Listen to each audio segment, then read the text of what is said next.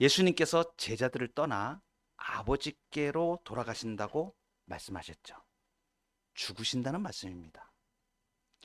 이 말씀으로 제자들이 낙심하여 근심에 빠집니다. 그때 주님이 말씀하십니다. 예수님의 유언이 담겨 있는 요한복음 14장부터 16장 사이에 주옥 같은 그 말씀 중에 요한복음 14장 처음 시작하면서 너희는 마음에 근심하지 말라. 하나님을 믿으니 또 나를 믿으라. 그리고 근심하지 않을 중요한 약속을 해주십니다. 그것은 보혜사 성령을 보내주시겠다는 약속입니다. 그리고 주님은 이어서 약속하신 성령으로 말미암아 신자들에게 임할 기쁨에 대해서 말씀해 주십니다. 요한복음 14장부터 16장에 예수님의 아주 주옥 같은 유언의 말씀이 있는 이 중에 가장 중요한 내용들 우리가 조금만 자세히 보면 굉장히 중요한 말을 계속 예수님이 반복하시고 있는 것을 우리가 볼 수가 있습니다. 그것은 근심하지 말라 이 말씀을 여러 번을 반복을 하세요. 그리고 거기서 한 걸음 더 나아가서 기쁨에 대하여 유난히 기쁨을 많이 언급하시는 것을 볼 수 있습니다. 14장 27절에 보면 평안을 너희에게 끼치노니 곧 나의 평안을 너희에게 주노라. 내가 너희에게 주는 것은 세상이 주는 것과 같지 아니하리라. 너희는 마음에 근심하지도 말고 두려워하지도 말라. 14장 28절에 나를 사랑하였더라면 내가 아버지께로 감을 기뻐하였으리라. 기쁨에 대해서 말씀하십니다. 15장 11절에도 내가 이것을 너희에게 이름은 내 기쁨이 너희 안에 있어 너희 기쁨을 충만하게 하렵니다. 예수님이 죽으신다고 말씀하시면서 주옥 같은 말을 강조하면서 반복하는 것 중에 근심하지 말라, 기뻐하라, 기쁨이 충만하겠다 이 말씀을 계속 말씀하시는데 오늘 우리가 읽은 본문에서는 더 많이 나옵니다. 20절에 보니까 너희는 근심하겠으나 너희 근심이 도리어 기쁨이 되리라. 22절에 지금은 너희가 근심하나 내가 다시 너희를 보르니 너희 마음이 기쁠 것이요 너희 기쁨을 빼앗을 자가 없으리라. 24절에 지금까지는 너희가 내 이름으로 아무것도 구하지 아니하였으나 구하라. 그리하면 받으리니 너희 기쁨이 충만하리라. 여러분 낙심 가운데 있지는 않으십니까?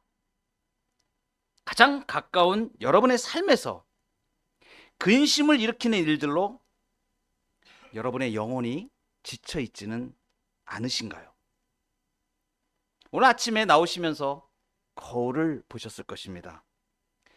거울에 비친 여러분의 얼굴은 기쁨으로 충만한 얼굴입니까? 아니면 수심이 가득 찬 얼굴입니까? 예수님을 믿는 신앙생활은 기쁨의 삶입니다. 예수님이 이렇게 말씀하시는 것은 지금 근심이 도리어 기쁨이 되리라. 너희 기쁨을 빼앗을 자가 없으리라. 기쁨이 너에게 충만하리라. 주님이 약속하신 성령을 받은 자들은 기쁨의 삶을 살 수 있다는 것을 우리에게 말씀해 주십니다. 오늘 말씀을 통해서 성령이 주시는 기쁨은 어떤 것인지를 우리가 이 말씀의 진리를 통하여 깨닫고 그 은혜와 복을 함께 누리기를 축복합니다. 첫 번째는 근심을 치료하는 믿음입니다. 이것이 성령이 주시는 기쁨인 것이에요. 예수님이 장차 제자들이 핍박을 받게 될 것을 말씀하셨습니다. 그래서 핍박을 받으니까 이겨내야 되지 않습니까? 그래서 성령을 보내셔서 이겨낼 수 있게 하시겠다는 약속을 하셨죠. 그런데 영적으로 우둔한 제자들이 예수님의 말씀을 잘 이해하지 못했습니다. 그래서 예수님이 아주 이제 직접적으로 예수님이 당하실 순환과 그 이후에 부활하실 것과 승천하실 것을 말씀을 하세요. 그 말씀이 19절입니다. 조금 있으면 나를 보지 못하겠고 또 조금 있으면 나를 보리라. 말이 반대가 되는 말이 한꺼번에 지금 이렇게 나오죠.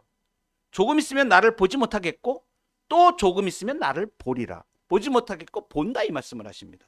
이 앞에 조금 있으면 나를 보지 못하겠고 이런 말씀하신 것은 예수님께서 죽었다가 다시 살아나셔가지고 하늘로 승천하심으로 제자들이 예수님을 보지 못할 것을 말씀하시는 거예요. 그래서 조금 있으면 나를 보지 못한다 이렇게 지금 예수님이 말씀하시는 거예요.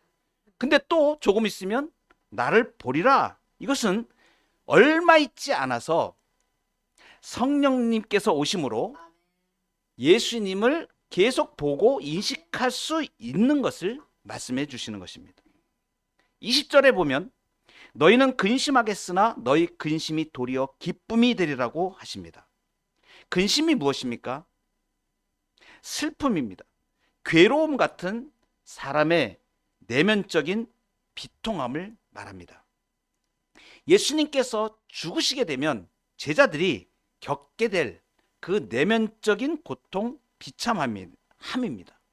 그렇지만 제자들의 근심은 그리 오래 지속되지 않았습니다. 일시적으로 제자들은 극심한 두려움과 슬픔에 쌓여 있었지만 이 근심이 얼마 되지 않아서 기쁨으로 바뀌게 됩니다.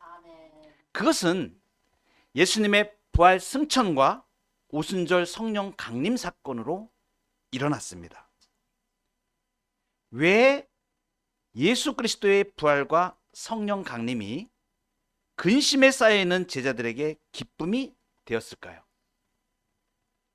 그것은 뭐냐면 성령께서 오셔서 믿음을 주셨기 때문입니다. 예수님이 죽으신 것이 나의 죄를 대속함이시구나. 예수 그리스도께서 나의 죄를 담당하시고 십자가에 죽으셨구나. 이제 영원토록 사망과 저주가 끝나고 생명으로 바뀌었구나. 이것을 성령께서 마음속에 깨닫게 하셔서 예수 그리스도를 믿을 때에 죄사함의 은총을 베풀어 주시는 것을 경험했기 때문에 그렇습니다. 무엇입니까? 성령께서 알게 하시고 깨닫게 하시는 거예요. 우리가 지난 시간에 그 말씀을 배웠습니다. 16장 9절 10절부터 쭉 나오시는 말씀, 성령께서 오시면 죄에 대하여, 의에 대하여, 심판에 대하여 세상을 책망하시리라 그랬습니다. 이 죄에 대하여는 뭐냐면 죄가 무엇인지를 깨닫고 예수 그리스도를 믿지 않는 것이 죄였구나라는 게 알아지게 되는 것이에요. 우리가 예수 그리스도를 주로 고백하고 예배로 나와서 주님을 섬겨가고 예수님을 믿고 있는 우리들은 이미 성령께서 이것을 알려주신 것입니다.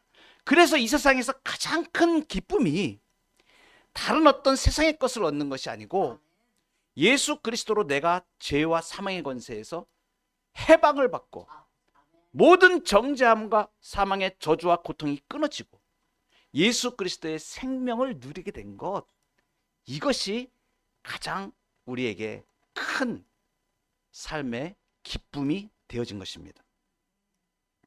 성령께서 알게 하시고 사망과 저주를 끊고 예수님을 믿음으로 새 생명, 새로운 피조물이 된 것, 이 구원의 기쁨보다 더 큰 기쁨은 얻는 것입니다.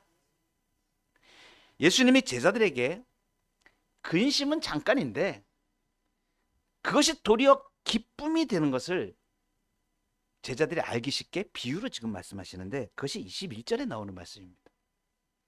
그것은 뭐냐면 여자가 해산하게 되면 그때가 이르렀으므로 근심하나 아기를 낳으면 세상에 사람 난 기쁨으로 말미암아 그 고통을 다시 기억하지 아니하느니라.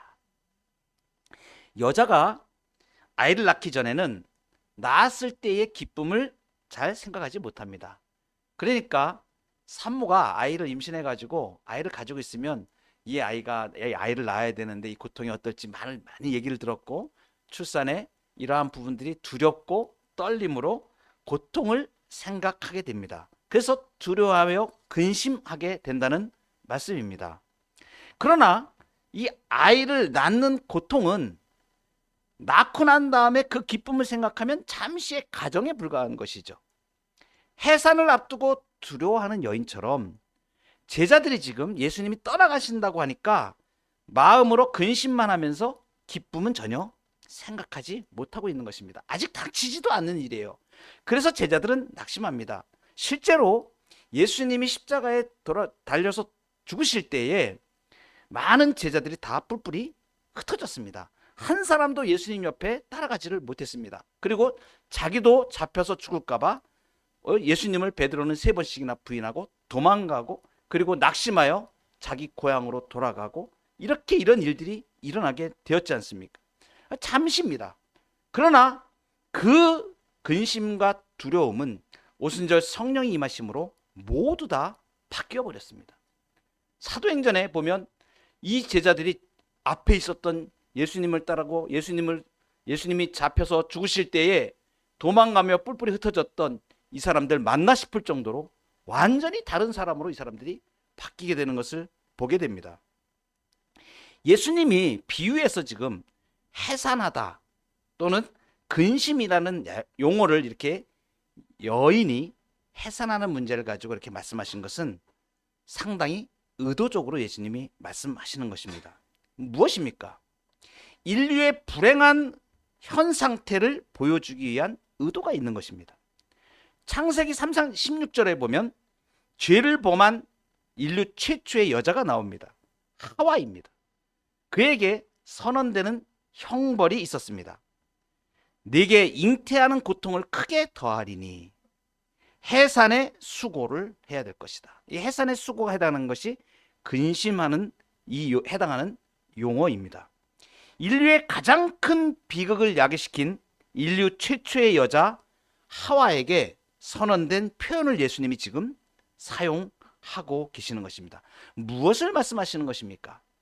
아이가 태어나면 해산의 아픔으로 인한 근심이 싹 사라져 버리는 것처럼 예수 그리스도의 십자가 죽음으로 죄의 삭슨 사망이라는 인간의 근본 문제가 해결될 것을 예언한 것입니다. 이것이 죄를 죽이신 것입니다. 예수 그리스도는 자신의 죽음으로 죄를 영원히 죽여버리신 것입니다. 이것이 죄 죽임입니다. 여러분, 힘들고 낙심되는 상황을 만나십니까? 그것이 어떤 것이든 해산을 위한 여인의 진통처럼 잠시만 있을 것임을 유념하시기 바랍니다. 세상에서 성도가 당하는 고난은 결코 길지 않습니다. 우리가 주를 향한 믿음과 신뢰를 버리지만 않는다면 근심이 바뀌어 기쁨이 될 것입니다. 예수 그리스도는 그 근심 때문에 십자가를 지신 것이에요. 여러분, 우리의 근심, 우리의 걱정, 우리의 이 모든 것들을 십자가에 못 박으시기 바랍니다. 우리에게 있었던 영원한 사망의 저주가 예수 그리스도의 십자가로 끊어지고 영원한 생명을 얻게 되었습니다. 이 믿음을 성령님이 우리에게 주시는 것입니다. 말씀을 대할 때 이것이 믿어지고 깨달아지고 우리의 마음으로 감격하여 예수 그리스도를 의지하게 되는 것입니다. 그리하여 우리 인생에 사나 죽으나 우리의 유일한 위로는 예수 그리스도십니다라고 우리가 고백을 하게 되는 것입니다. 우리의 삶의 근심의 치료제는 믿음입니다. 성령님을 의지하여 이 믿음으로 근심을 물리치고 기쁨의 삶을 누리시기를 축복합니다. 두 번째로 성령께서 주시는 기쁨이 있습니다. 이 기쁨은 신자에게 주시는 성령의 열매입니다. 이것이 이제 놀라운 일인데, 우리가 예수 그리스도를 믿을 때에 성령께서 우리 심령에 내주하십니다. 성령을 받는다는 것, 성령 세례를 받는다는 것은 예수 그리스도를 믿음으로 고백할 때 우리에게 이루어진 사실입니다. 이것은 무엇을 말하냐면 이미 창세전에 선택하신 주의 백성들을 성령을 주셔서 예수 그리스도를 믿고 중생케 하시는 하나님의 역사 가운데 우리가 들어가는 것을 말합니다. 이것은 하나님이 우리와 맺으신 은혜 언약 가운데로 우리가 들어가는 것입니다. 그래서 우리가 예수 그리스도를 고백한다는 이 사건 뒤에는 우리가 알지 못하는 창세전에 우리를 선택하신 하나님의 선택과 이 죄를 다 멸할 수 있는 죄의 사함을 하게 하시는 그 방편을 예수 그리스도를 이 땅에 보내셔서 그의 피값으로 대속하시고 은총을, 사죄의 은총을 베풀어 주시는 이 놀라운 일이 있습니다. 이 모든 일에 바람이 임의로 불매 어디서 와서 어디로 가는 것 모르는 것처럼 성령이 우리 가운데 임하셔서 예수 그리스도를 주라고 고백할 수 있게 하신다. 그래서 성령이 아니고서는 예수 그리스도를 주라고 고백할 수 없다고 말씀하시지 않습니까? 이 성령께서 우리 가운데 내주하시며 예수 그리스도를 믿게 하신 다음에 가만히 계신 게 아니고 우리가 생각하지 못했던 기적을 일으켜 가시는 거예요. 그 기적, 그 기쁨이 무엇이냐면 예수 믿지 않는 사람들은 평생 경험할 수 없는 이상한 일들이 일어납니다. 그 일이 뭐냐면 어떤 이적을 보고 내가 어떤 소원을 빌면 척척 이루어지고 이런 것이 아닙니다. 가장 중요한 것이 무엇이냐면 성령께서 우리에게 내주하시면서 하나님을 나타내세요. 성령 충만에 대하여 지난 시간에 제가 정의를 해드렸습니다. 성령 충만은 뭐냐면 성령께서 신자의 마음을 지배하셔가지고 내 지와 정과 의를 지배하셔가지고 소유하셔서 무엇을 나타내시냐면 하나님의 속성을 나타내는 거예요. 이것이 놀라운 일입니다. 여러분, 우리가 예수 그리스도를 믿고 하나님의 계시의 말씀인 성경을 우리가 접하지 않습니까? 이 성경 말씀은 하나님께서 성령께서 감동한 구약의 저자들, 신약의 저자들을 통하여서 계시하여 주신 감동의 말씀입니다. 성령이 저자가 되시는 거예요. 여러분, 성경 말씀은 그래서 무엇을 나타내면 이 전체가 하나님의 성품, 하나님의 속성을 그대로 다 나타내고 있는 말씀이 성경 말씀입니다. 하나님의 말씀은 하나님의 존재와 분리되어 있는 게 아니에요. 그러니까 이 하나님의 말씀이 우리에게 왔다는 것은 뭐냐? 하나님이 오신 것입니다.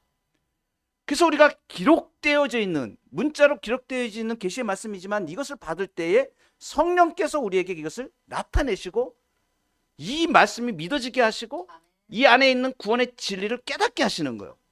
이것이 놀라운 기쁨인 것입니다. 세상 사람들은 알 수 없는 기쁨이에요. 그러니까 우리는 하나님의 말씀을 접하며 들어갈 때 무엇을 봅니까? 거기서 하나님을 보는 거예요. 예수님을 보는 거예요. 성령님을 만나는 거예요. 그래서 우리가 이 말씀을 통하여서 하나님을 알게 됩니다. 하나님이 계시하여 주시는 것입니다. 여러분, 그런데 성령께서 내주하시면서 신자의 마음을 소유하셔서 하나님을 나타내실 때 어떤 방식으로 나타내십니까? 이것이 놀라운 것입니다. 그래서 이것은 성령께서 우리 신자의 마음에 일으키시는 사건, 이것을 성령의 열매로 표현합니다. 사랑과 희락과 화평과 오래 참음과 자비와 양성과 충성과 온유와 절제. 갈라디아서 5장 22절에 나오는 이 성령의 열매는 여러분 이상합니다. 명칭이 의의 열매가 아닙니다. 사람이 선한 행실의 열매가 아닙니다. 명칭이 성령의 열매예요. 성령의 열매는 사람이 임의적으로 내가 맺고 싶어서 맺어지는 게 아니라는 것을 말씀하십니다. 누구로 가능하신가? 성령께서 맺게 하시는 거예요. 성령이 오셔서 신자의 마음에 이 하나님의 마음을, 이 성품을 드러내시는 거예요. 그러니까 예수 믿고 난 다음에 성령을 받은 사람들은 이상하게 내가 자꾸 사랑하고 싶어지는 게 정상적인 것입니다. 내가 의지적으로 무조건 사랑하겠다, 사랑해야 될 조건들을 막 정해놓고 그걸 놓고선 1, 2, 3, 4 이렇게 해가지고 사랑되는 게 아니라는 거예요. 성령께서 나를 사랑할 수 있도록 이끌어 가시는 거예요. 그래서 사랑할 수 없는 조건에서 사랑할 수 있게 됩니다. 기쁨도 마찬가지입니다. 희락도 마찬가지입니다. 이것은 내 노력으로, 인간의 행위의 노력으로 되는 것이 아니고 신자가 성령께 맡겨질 때, 내가 나를 성령께 의탁할 때 성령께서 우리의 심령과 삶에 맺어가시는 열매인 것입니다. 그래서 하나님의 백성들은 이 세상 사람들이 절대 견뎌낼 수 없는 그러한 것들을 견뎌냅니다. 결코 용서할 수 없는 것을 용서할 수 있게 돼요. 사랑할 수 없는 상태에서 사랑을 해냅니다. 성령님께서 이렇게 신자의 마음에 하나님의 성품, 하나님의 속성, 이 하나님의 영광을 나타내시기 때문에 그렇습니다. 성령이 오셔서 성도의 삶 속에 나타내시는 하나님의 영광은 이렇게 하나님의 성품과 속성에 관한 것을 나타내십니다. 그래서 성령의 열매를 맺는다라고 지금 말씀하시니까 그러면 무슨 일이 일어나는 거예요? 이걸 역으로 우리가 생각해 보면 신자의 삶 속에 사랑이 나타나야 되지 않습니까? 이것은 하나님께서 정하신 것입니다. 예수 그리스도로 인치고 성령으로 인쳐서 중생케 하시고 그 마음에 하나님을 나타내시려니까 어떻게 됩니까? 사랑할 수 없는 일들이 우리 삶 가운데 일어나게 됩니다. 사랑할 수 없는 일이 이렇게 상황이 주어지기도 하는 것입니다. 희락이 나타나야 됩니다. 하나님이 나타내신다니까요. 이 희락이 나타나기, 기쁨이 나타나야 되는데 도저히 기뻐할 수 없는 이런 상황이 주어지기도 합니다. 화평해야 됩니다. 화평이 드러나야 되니까 평화로울 수 없는 현실이 주어지기도 합니다.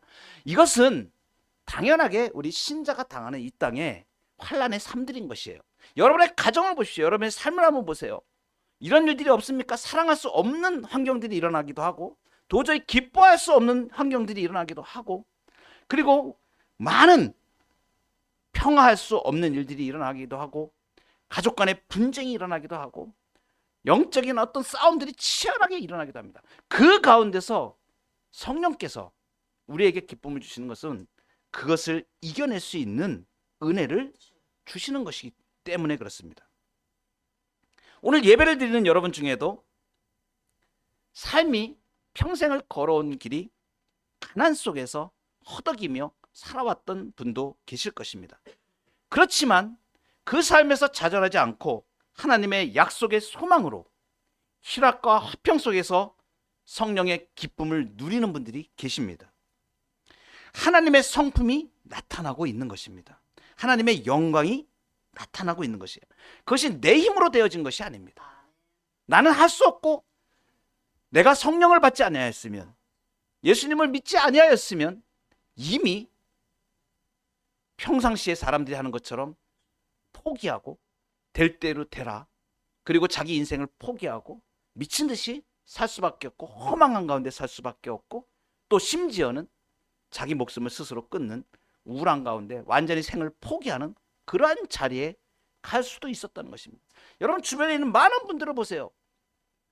많은 사람들을 만나면서 제가 요즘도 경험하는 것은 그겁니다. 겉으로는 멀쩡해요. 겉으로는 보면 멀쩡해 보입니다. 근데 속에 딱 들어가 보면 상담을 딱 해보면 세상의 허무함과 인생의 고통으로 몸부림치는 사람이 한둘이 아닙니다. 방법을 모릅니다. 어떻게 해야 될지를 모릅니다. 예수 믿는다는 것은 이것이 바뀐 것을 말하는 것이에요. 이렇게 성령 하나님께서 오셔서 나타내시는 이 하나님의 영광은 우리의 기적이나 소원 성취나 우리의 문제 해결에서 나타나는 것이 아닙니다. 그런 것이 하나도 주어지지 않았음에도 불구하고 하나님의 능력을 힘입어서 우리의 내면에서 성령께서 이것을 알게 하시고 깨닫게 하셔서 그래서 내가 손해를 보는데 기쁩니다. 내가 예수의 이름 때문에 힘이 드는데 기쁜 것이에요. 내가 가난한데도 기쁜 것입니다. 주님을 위하여 내가 삶을 살아가는 이 안에 성령께서 이루시는 이 하나님의 영광, 하나님의 속성을 나타내시는 것, 이것 때문에 우리가 기뻐할 수 있는 것을 말씀하시는 것입니다. 이것이 우리가 원해서 되는 것도 아니고 하나님이 신자 가운데 이루시는 놀라운 기적인 것입니다. 22절에 보면 지금은 너희가 근심하나 내가 다시 너희를 보리니 너희 마음이 기쁠 것이요 너희 기쁨을 빼앗을 자가 없으리라. 내가 다시 너희를 보리니 성령으로 예수 그리스도께서 살아서 우리와 동행하시는 것을 우리가 알게 되고 그 예수님과 동행하는 삶으로 나아가게 되니까 이 세상이 천국으로 바뀌어 버린 것입니다. 우리 예수 그리스도를 믿는 사람들은 이 삶을 사는 것이에요. 너희 기쁨을 빼앗을 자가 없겠다. 예수 그리스도 안에 있는 이 놀라운 기쁨과 은혜가 우리 가운데 풍성하게 충만하게 임하시기를 바랍니다. 성령이 내주하심으로 살아계신 예수 그리스도와 동행하니까 이 성령의 열매를 맺어가는 것, 이것이 성령께서 주시는 기쁨입니다. 마지막으로 놀라운 기쁨이 있습니다. 그것은 뭐냐면 주 예수 그리스도의 이름으로 기도하는 특권을 얻은 것입니다. 성령이 오시기 전까지는 예수님의 이름으로 기도하지 않았습니다. 예수님이 자신의 기도를 말씀하실 때에 예수님의 이름은 자신이 기도하시기 때문에 예수님의 이름으로 기도하라, 이렇게 예수님이 말씀하지는 않으셨습니다. 예수님이 가르친 기도에도 예수님의 이름으로 기도하면 이렇게 들어가 있지 않아요. 왜냐하면 예수님은 그냥 직접 하나님께 이렇게 기도하신 분이기 때문에요. 그런데 성령을 보내주시면서 그 이후에 오늘 주님이 말씀하시는 게 뭐냐면 이제 성령을 보내줄 텐데 그가 오시면 너희가 내 이름으로 기도할 수 있어, 이렇게 지금 말씀하시는 거예요. 24절에 보시면 지금까지는 너희가 내 이름으로 아무것도 구하지 아니하였으나 구하라, 그리하면 받으리니 너희 기쁨이 충만하리라. 할렐루야. 성령을 보내주심으로 신자는 이제 주 예수 그리스도의 이름으로 기도하는 특권을 받았습니다. 14장 13절 14절에 보면 너희가 내 이름으로 무엇을 구하든지 내가 행하리니 이는 아버지로 하여금 아들로 말미암아 영광을 받으시게 하려 함이라. 내 이름으로 무엇이든지 내게 구하면 내가 행하리니. 예수 그리스도의 이름으로 구하면 예수님이 행하신다는 약속을 지금 하시는 거예요. 주 예수 그리스도의 이름으로 기도한다, 이 뜻은 무엇입니까? 주 예수 그리스도의 이름으로 기도한다, 다른 이름이 아니고 이 세상에 있는 어떤 사람의 이름이 아니고, 예를 들어서 우리나라를 지금 통치하고 계시는 대통령이 계십니다. 윤석열 대통령이십니다. 대통령이 어떤 행정의 수반이니까 이 행정의 수반으로서 무엇을 그 이름으로 써서 행정 관료에게 전하면 그 행정을 보는 모든 관료들은 그것을 행하여야 됩니다. 제가 어떤 일이 필요해서 이러한 일을 해야 됩니다 라고 해서 대통령께 알았어요. 대통령이 사인을 타게 됩니다. 윤석열 이름, 이 사람에게 이러이러한 것을 이렇게 행하라 하고선 딱 이름을 써줬습니다. 그러면 내가 그것을 윤석열 대통령의 이름으로 주민센터에 가가지고 이거 이렇게 해주십시오 하면 그 사람은 시행합니다. 양경석 이름으로 가서 하면 안 들어줍니다. 윤석열 대통령 이름으로, 그 이름으로, 권한이 있는 이름으로 가면 해줍니다. 주 예수 그리스도의 이름은 이 땅에 주신 하나님의 능력의 이름입니다. 세상의 권세와 세상의 능력이 감히 상상할 수 없는, 무엇 때문에 그럽니까? 예수 그리스도께서 주 예수 그리스도, 예수라는 것은 구원자라는 이름입니다. 그리스도, 기름 부음을 받은 자인데 구원의 은총을 베푸시는 하나님이 택하신, 구속의 은혜를 베푸셔서 기름 부어 세우신 하나님의 아들이라는 걸 증명하는 거예요. 그분이 우리의 주가 되십니다. 그래서 주 예수 그리스도, 이 이름으로 기도한다는 것은 하나님 앞에 이 땅에 누구도 기도할 수 없는 권세와 능력을 가지신 그 예수님의 이름으로 기도하는 것입니다. 안 이루어질 수가 없죠. 안 이루어지면 이상한 거죠. 주 예수 그리스도의 이름으로 기도할 수 있도록 우리에게 성령을 보내주셔서 이 특권을 주신 것입니다. 주 예수 그리스도의 이름으로 기도한다는 것은 이런 뜻이 있습니다. 아까도 말씀드렸지만 내 이름으로 하는 것이 아니라 주 예수 그리스도의 이름으로 하기 때문에 주 예수 그리스도의 공로를 의지하는 겁니다. 주 예수 그리스도의 공로를 의지하여 하나님 앞에 기도하는 것을 말합니다. 또 있습니다. 주 예수 그리스도의 이름으로 기도한다. 이것은 내가 어떤 사람의 이름으로 구한다는 것은 마치 그 사람인 것처럼 구하는 것을 말해요. 그러니까 이것은 예수님께서 원하는 것을 구하고 예수님께서 추구하는 것을 구한다는 거예요. 그러니까 우리 자신의 소원을 구하는 게 아니에요. 예수님이 원하시는 것, 예수님이 기뻐하시는 것, 그것을 구하는 것을 말합니다. 그것을 우리가 한마디로 얘기하면 하나님의 뜻대로 구한다고 이야기를 합니다. 그래서 하나님의 뜻대로 구하는 기도에 대하여 로마서 8장 26절 27절에 이렇게 말씀하십니다. 이와 같이 성령도 우리의 연약함을 도우시나니 우리는 마땅히 기도할 바를 알지 못하나 오직 성령이 말할 수 없는 탄식으로 우리를 위하여 친히 간구하시느니라. 마음을 살피시는 이가 성령의 생각을 아시나니 이는 성령이 하나님의 뜻대로 성도를 위하여 간구하심이니라. 우리는 마땅히 기도할 바를 알지 못하고 어떻게 기도해야 할지도 모르고 그러는데 이것을 깨닫게 하시고 하나님의 뜻을 깨달아서 그대로 구할 수 있도록 누가 이끄시는 것이냐면 성령께서 이끄시는 거예요.